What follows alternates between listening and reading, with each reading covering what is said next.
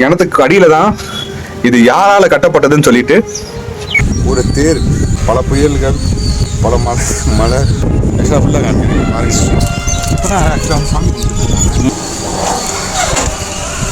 ஃபுல்லாக வந்து பார்த்தீங்கன்னா ஒரு மாதிரி இருக்கும். இந்த கிளைமேட் வந்து பார்த்தீங்கன்னா திருக்கோயில் கிட்டத்தட்ட 35 வருஷம் மேலே ஆயிடுச்சு. இந்த கோயிலை வந்து பார்த்தீங்கன்னா கிட்டத்தட்ட ஒரு 1000 வருஷத்துக்கு மேலே பழமையானது அப்படின்னு சொன்னாங்க. இந்த நல்லா இருக்கணும். இந்த வீடியோ பார்த்து ஷேர் பண்ணுறவங்களும் ரொம்ப நல்லா இருப்பாங்க. இங்க ஒரு இடத்துல ஒரு மீன் சின்னத்தை பார்க்க இது வந்து ஃபுல்லாக மண்ணால் மூடப்பட்டிருந்ததுன்னு சொல்லிக்கலாம். முருகன் வள்ளி தேவானினா பார்த்தீங்க அப்படின்னா மேலே பாருங்க லைட் எரியுது.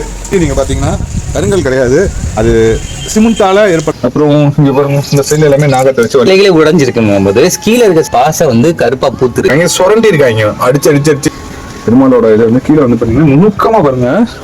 ஆக்சுவலா இங்க பாருங்க அந்த கோவிலோட பாட்டம்ல இருந்து அந்த மீன் சின்னத்தை வந்து பிடிச்சிருக்காங்க. வாங்க போலாம் அந்த பிளேஸ்.